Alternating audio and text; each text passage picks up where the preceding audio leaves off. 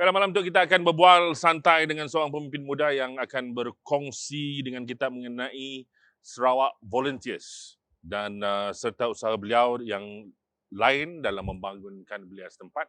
Dan penonton sekalian, sama kita pada malam itu tak lain tak bukan yang berhormat Saudara Fazrudin Abdul Rahman, Ahli Dewan Undangan Negeri N6 Tupong. Assalamualaikum YB. Waalaikumsalam Zaki, apa khabar? Alhamdulillah. Hmm. Baiklah YB, boleh cerita Hmm. sedikit tentang diri kita YB? Background. Okey, kami seperti kita sedia maklum, Adun N6 Tupong. Yap. Sudah berkeluarga, 3 orang anak, seorang isteri. Kena kita senyum lagi. Bersekolah di Sekolah Rendah Bantuan St. Joseph dan Sekolah Menengah Bantuan St. Joseph. Lepas dia berkelulusan Advanced Diploma in Business Admin and Management dan Executive Masters in Business Admin. Okey. Nak nanya kita, siapa SIDA Sarawak Volunteers tu YB? Okey. Program-program yang Zainal jalankan YB. Okey, Sarawak Volunteers tu namanya pun kita dah melihat Sarawak Volunteers, iaitu satu organisasi belia yang cuba menerapkan ciri-ciri volunteerism di kalangan belia-belia kita, dan satu organisasi yang kita cuba mencungkil bakat-bakat sebagai pemimpin daripada golongan belia-belia kita. Ianya bermula di Semenanjung. Ianya bermula yang amat berhormat Pehin Sri Arwah Tok Nan kita dulu, yang mahu kita melihat kepada keadaan anak-anak pelajar kita di Semenanjung, orang-orang Sarawak di Semenanjung. Jadi melalui platform tu kita mengadakan engagement dengan SIDA anak-anak Sarawak di Semenanjung tu. Ianya bermula di situ dan ia berkembanglah sampai kini tu dengan pelbagai program lagi. Tapi objektif utama adalah untuk kita cuba menerapkan nilai-nilai kepimpinan dan volunteerism di kalangan SIDA belia-belia kita. Peranan kita dalam Sarawak Volunteers tu? Saya advisor kepada Sarawak Volunteers. Penasihat Sarawak Volunteers. So penasihat. kami rasa kami sudah maklum tentang usaha-sama kerajaan negeri Sarawak, especially ngembak pulang SIDA anak-anak Sarawak yang berada di Semenanjung, terutamanya ketika berlakunya pandemik COVID-19, dan ianya telah pun dilaksanakan dengan berjaya sekali. Banyak respon-respon positif yang kita dengar mengenai Sarawak Volunteers tu, dan juga agensi-agensi yang terlibat, bukan saja Sarawak Volunteers saja, dengan agensi-agensi yang terlibat. Boleh YB cerita sedikit tentang jadi ianya salah satu daripada program Sarawak Volunteers. Tetapi sebelum tu, sebelum saya menerangkan gini kami orang dapat molahnya, sebelum tu kita Sarawak Volunteers dikenali dengan satu program yang kita anjurkan setiap tahun, program Lan Berambil Anak Sarawak. Jadi Lan Berambil Anak Sarawak tu kita cuba reach out to all the student di seluruh Semenanjung, di IPTA, IPTS. Jadi setiap tahun kita ngambil pelajar-pelajar tu untuk dijadikan ahli jawatan kuasa kita untuk menganjurkan majlis Lan Berambil Anak Sarawak. So Lan Berambil Anak Sarawak tu nya ada dinner, nya ada seminar, nya ada workshop, nya ada talks, nya ada pameran. So ianya dianjurkan oleh Sarawak Volunteers dan dibantu oleh anak-anak pelajar kita semua itulah. Jadi maksudnya di setiap universiti kita dah ada anak-anak Sarawak, perwakilan kita yang bekerja rapat dengan Sarawak Volunteers dalam apa-apa juga program. So selain daripada programnya, sebelum tu ahli-ahli parlimen kita di Semenanjung, yang ahli-ahli parlimen Sarawak yang berada di Semenanjung, mereka sering pergi ke IPTA tu untuk berjumpa dengan anak-anak Sarawak, untuk nanya khabar, dengar permasalahan setidaknya, membantu setidaknya daripada segi permasalahan setidaknya. Jadi ini telah dilakukan oleh Sarawak Volunteers.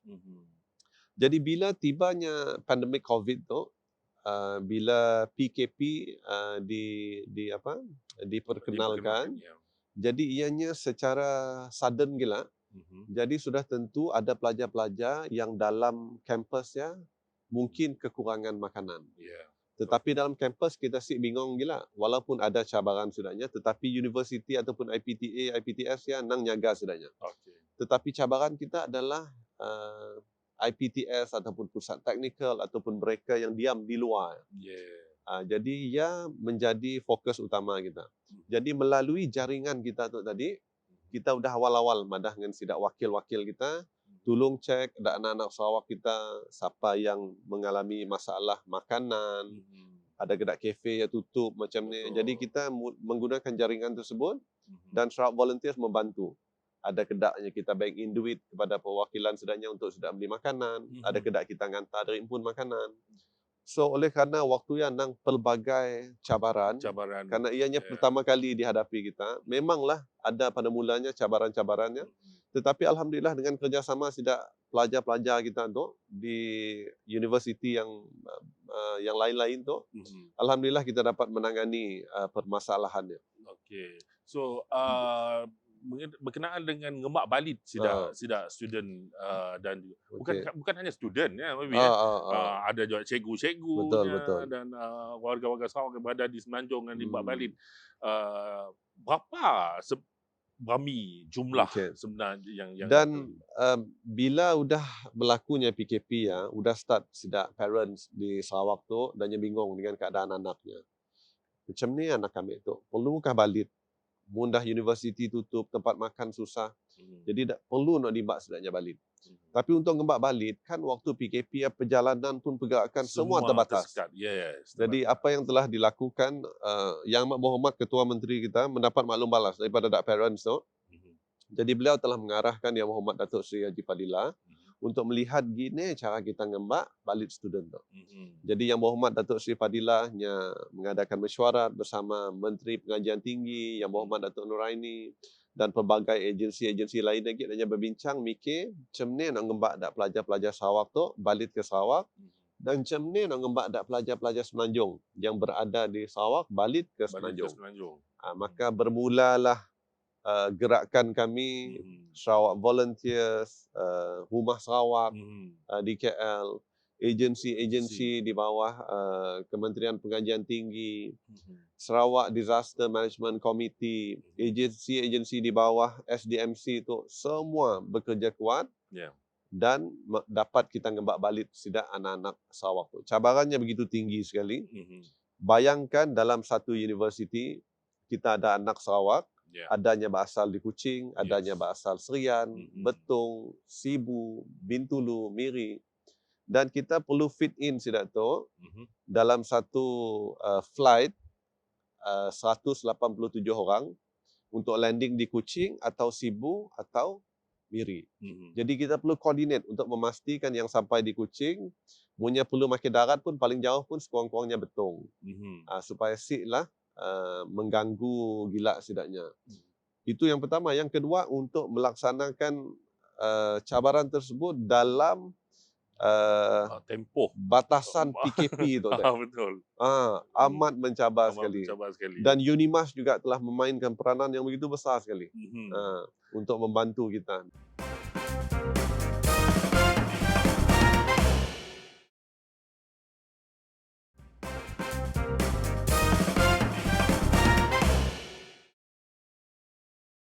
Baiklah YB, kita kembali. Kita ada ngembak seorang lagi tetamu pada malam tu, salah seorang daripada tim kita. Dijemput saudara, selamat datang saudara Khairul Anwar Sazali, Sesar Agung Sarawak Volunteers. Apa khabar bro? Assalamualaikum. Bagus, alhamdulillah. Waalaikumsalam. Khairul, tadi YB ada berkongsi dengan kami orang tentang usaha kerajaan negeri Sarawak bersama Sarawak Volunteers dalam usaha ngembak pulang sidak anak-anak Sarawak. Boleh kita tambah juga, kita berkongsi gini proses sidak sekretariat yang di mana kita dalam sekretariat menguruskan proses ngembak pulang sidak anak-anak Sarawak tu. Berapa ramai sidak sekretariat yang terlibat, agensi dan juga pihak yang terlibat sama dalam prosesnya. Yang pertama sekali apabila kita terima pengumuman akan berlangsungnya PKP bermula daripada 18 Mac. Langkah awal yang telah dipolah kita adalah untuk pastikan kita ada contact person daripada kalangan anak Sarawak di setiap universiti. Jadi di atas sebab langkah awal yang tadi lah sebenarnya banyak membantu kita untuk dapatkan anggaran jumlah berapa ramai pelajar Sarawak untuk kita atur plan bagaimana operasi kita nak ngembak sidaknya balik ke Sarawak. Jadi dalam tempoh masa sebelum sampai ke permulaan untuk kita operasi menghantar pelajar-pelajar Sarawak balik ke Sarawak, saya ingat kita banyak berhubung dan bermesyuarat dengan State Disaster Management Committee sebab pihak tu yang bertanggungjawab ngatur macam ni operasi daripada segi keselamatan dengan kesihatan apabila nak masuk ke Sarawak. So, kita pun memang jaga betul-betul YB, macam ni nak pastikan supaya jangan ada seorang lah yang kena apa-apa penyakit nak diimbak balik ke Sarawak, ya bahaya. Especially dalam aircraft Ya. bila imbak balik. So agensi-agensi lain yang terlibat Saudara Khairul selain daripada JBNS, selain daripada Sarawak Volunteers di Semenanjung, siapa juga yang terlibat? Kita banyak bekerjasama rapat dengan Rumah Sarawak. Jadi Rumah Sarawak memang banyak membantu on ground pun operation apabila sidaknya berada di Kuala Lumpur sebagai pusat operasi di Sinun.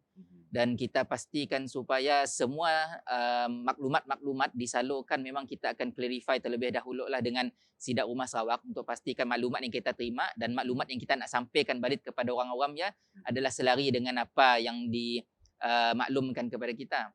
Jadi macam Haria pun apabila kita bekerjasama dengan Rumah Sarawak juga yang banyak membantu apabila kita perlukan communication dengan pihak syarikat penerbangan sebagai contoh dan pihak Kementerian Pengajian Tinggi.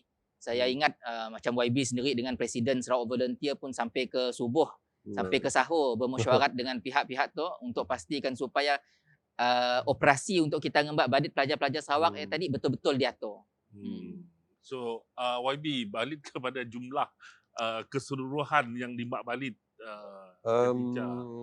pelajar yang kita mbak balik 9,000 lebih. Tetapi waktu ya juga ada kedak bilanya PKP, ada kedak orang kita di sini yang bekerja dibuang kerja, ada kerja yang bisnes sudah tutup gede dan dah si dapat hidup di sini lagi, si dapat nak sewa rumah. Jadi sidak tu pun ada juga kita bantu untuk dibawa pulang. Bukan hanya fokus kepada student tidak. cikgu aja. Ada kedak yang udah ke KL tetapi nak balik sudah si dapat lagi kerana penerbangan dah sedang. Jadi kita fokus kepada golongan yang betul-betul si mampu lagi, udah nak hidup di sini dan si mampu nak beli tiket kapal terbang, orang awam pun kita bantu. Ialah saya madah untuk mengimbangi kerana ada student yang keluar daripada universitinya dan nang dijaga, si mau diekspos bersama dengan orang. Dan di penghujungnya kelak kita ngatur lagi mana sidak orang awam untuk dibawa balik. Usaha yang bantuan yang orang madah si putus-putus dilakukan oleh Sarawak Volunteers. I think Sarawak Volunteers yang sepatutnya diberikan ucapan tahniah kepada YB, kepada Sekretariat, Saudara Khairul. Okey, so kita akan kembali lepas tu dengan seorang lagi tetamu kita pada episod kali itu yang kita akan berkelakar mengenai Pasar Malam. Kita kembali selepas tu.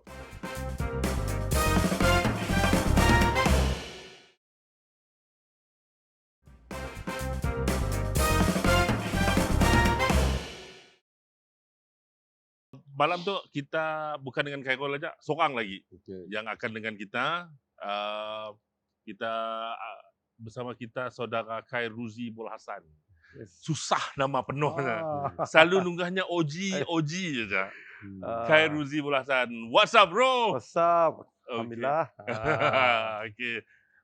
OG ataupun Big Daddy G, the family man. Okay, selamat datang ke Tausi Talk Show. Malam tu kita sip loya hal the family man. Kita sip loya hal you jadi rapper. Kita akan kelakar pasal Pasar Malam Metro City ataupun Pasar Malam Belia N6 Tupong Metro City. Orang Kuching nang semua tahu lah pasar malam tu nang sentiasa penuh. Alhamdulillah. Okay, especially sebelum pandemic COVID-19 nang tempat yang nang penuh dengan penjajah-penjajah belia kita. So boleh berkongsi dengan Tausi Talk Show berkenaan Pasar Malam Belia N6 Tupong Metro City tu. Berapa lama udah? Berapa ramai belia yang terlibat sama? Okey. Assalamualaikum. Waalaikumsalam. Okey, jadi Pasar Malam Belia N6 Metro City telah ditubuhkan pada 4 Oktober 2016 atas inisiatif daripada YB Fazudin Okey. dan juga Datuk Seri Fadila Yusof Mhm.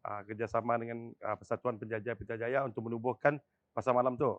Jadi pasar malam tu pada mulanya ada 120 belia yang mula-mula berniaga pada bulan tahun pertama lah. Okey. Jadi alhamdulillah dalam masa setahunnya ia meningkat kepada 180 penjajah dan kini itu adalah tahun keempat. Dan setelah tahun keempat pada tahun lepas kami orang telah berpindah daripada tempat lama ke tempat baru, tapi sebelah je. Sebelahnya. Tapi tempat baru tu lebih selesa lagi, Okey. lebih kacak lagi, well managed kata orang lah, jadi kacak lagi dan dapat menempatkan 300 penjajah. Kena itu the latest update Yes, penjajah 300. 300 penjajah Okey. dan 80%-nya adalah belia. 80% belia. Alhamdulillah, yes, Alhamdulillah. belia. Apa juga yang dijual ni? Okey, kebanyakannya adanya tu ada yang jual makanan. Kini tu kita kan tahu juga ada macam makanan orang ada minuman hipster lah, makanan yang orang suka Korean lah, apa yang ikut trending lah. Jadi Okey. belia-belia tu lah coba untuk menjual makanan kedai. Ada juga yang lepas belajar pasal dikira belajar tentang chef apa semua, susah cari kerja ni tu. Jadi disialah adanya mola skill adanya disia. Okey. Sambil dia ada juga yang berminat dalam bidang perniagaan seperti bandel, baju-baju nemiak, tudung, makeup macam ni lah. Okey. YB, boleh berkongsi. Gini kita tercetus ilham tu, idea nak mewujudkan pasar malam tu. Jadi sebelum tu Sidak Oji yang agak saya, dan saya ada juga berjumpa dengan belia-belia kita tu, di mana sidaknya kira full time penjajah pasar malam. So cabaran sidaknya adalah adanya terpaksa berpindah dari sikit pasar malam ke pasar malam yang lain. Ada gedaknya tempat tu okey, ada tempat tu si okey. Jadi saya pun mikir, mun saya dapat mewujudkan satu platform pasar malam dan kita memastikan orang ramai datang, mungkin setidaknya perlu lagi dah berpindah-pindah. Setidaknya just fokus mungkin 4 hari seminggu untuk jual untuknya aja. Jadi sudah uji Persatuan Penjajah datang jumpa saya dan dia mencadangkan kepada kami karena kita di Kuching tu belum banyak pasar malam. Jadi bila setelah bincangan setidaknya saya melihatnya ianya ada potensi untuk kita perkembangkan dan untuk belia-belia kita secara serius menjana pendapatan melalui pasar malam tu. And it was proven. It was proven ya. Pada tahun pertama 100 lebih orang aja. Tahun keempat tu ada 300 lebih dan ada kedaknya yang bermula di pasar malam kini tu udah berkedai udah. Oh, ya yang berjaya. Yang berjaya. Udah ada saya rasa 3 ke 4 peniaga kita yang bermula di pasar malam kini tu yang pun dah ada kedai. Menjual perkara yang sama. Okey, Masih YB. Ji, macam ni bila berlakunya pandemik, siap boleh berjual di luar dan sebagainya. Apa yang inisiatif yang diambil oleh Okey, waktu cun-cun pandemik raya bulan 3 di pertengahan bulan lah. Jadi kami orang kebetulan juga kami pun ada berbincang dengan YB. Jadi kami orang ada bekerjasama dengan sikit apps tu daripada orang Kitam pun juga. Helpy namanya. Jadi daripada Helpy kami orang bekerjasama untuk nolong sida tu untuk kira dengan apps untuk berdagang juga. Masih berjalan seperti biasa. Alhamdulillah lah benda yang di Pola berjaya. Jadi selain daripada ada juga ada lain-lain kira aplikasi lain-lain juga lah. Kami orang cuba jual seorangnya apply dan kami orang membantu. Dalam masa yang sama juga di pasar malam kami orang memang ada kru macam kami orang security. Daripada adanya saya ada kerja, jadi kami orang polahkan adanya jadi kira rider dan di YB pun ada menyumbang beg untuk rider untuk nang rider tim pasar malam. Jadi tim pasar malam tu adanya bermula daripada awal 8 pagi. Kadang-kadang adanya udah start ngantar makeup lah. Waktu bulan puasa juga. Kena bulan puasa orang nak raya ngantar tudung.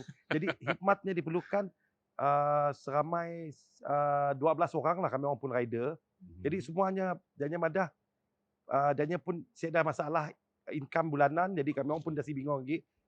Dan penjajah pun adanya madah daripada pukul 8 pagi sampai waktu kita akan sampai pukul 10 malam. Sampai pukul 10 malam yang memang full. Belah petangnya pukul 2, pukul 3 memang makanan lah. Punten yang nasi dah pakai sungkir. Alhamdulillah lepas ya kami pun bertanya juga, YB pun ada bertanya juga dengan penjajah macam ni income dia time bulan puasa. Alhamdulillah Jamadah not bad lah, 70% daripada biasa. Ni dapat cover 70% kira Kira okey. macam biasa jugalah. So kena macam yang menggunakan rider tu kena itu dah yang menggunakan aplikasi tu dah semakin orang dah become our normal dah kena itu. Pun lebih memudahkan lagi si perlu keluar and then just go to the application and then siapnya akan hantar. So this is the new normal. So YB, your vision about this pasar malam tu in the future? Okay, misi kami bersama adalah untuk angan-angan kami orang lah terhadap pasar malam ni nak untuk memastikan ianya dinaik tarafkan menjadi pasar malam yang lebih selesa dan lebih teratur di mana kita boleh menawarkan event, space untuk event. Macam kini tu kita nangga di waterfront ya nak. Ada space pun nak mulai event besar. Jadi ya nak ditarget kita. Kita nak upgrade-nya menggunakan infrastruktur yang telah kami bincangkan. Juruh tempat jadi kacak lagi, hype lagi. Masih ada ruang kah di tempat yang Masih ada ruang. Kita makin tempat yang asal, tapi set up kita lain. Cara set up sih juga dapat saya nak madah dulu lah. Tapi ianya amat hype sekali dan kita yakin Munia dapat dilaksanakan. It will be one of the best lah di Malaysia. Mungkin kita boleh. InsyaAllah. Sama-sama kita doakan. Oji, apa harapan kita selaku pengurusi? Okey, harapan kami mudah-mudahan insyaAllah planning tu insyaAllah akan membawa penjajah-penjajah lebih maju ke depan dan lebih kira standardnya. Sebenarnya bukan setakat pasar malam, ini adalah satu pusat belia yang bukan setakat untuk mencari rezeki dan juga dapat bukan setakat tidak berjual aja lah, dapat tidak basking semua. Yang ada di segi center untuk belia, berniaga dan mengembangkan perniagaan dan nyala. Bukan hanya pelanggan dapat menjamu juadah, dapat beli barang, at the same time berhibur. Yes, betul. Okay. Terima kasih diucapkan kepada saudara Khairuzi Bul Hassan ataupun Oji the Family Man yang sudi bersama kita pada malam tu, dan juga terima kasih diucapkan kepada Yang Berhormat Saudara Fazruddin Rahman dengan penjelasan daripada Sarawak Volunteers sehinggalah ke Pasar Malam Belia Endam Tupung, penjelasan yang cukup santai. Terima kasih dari Taufik Talk Show.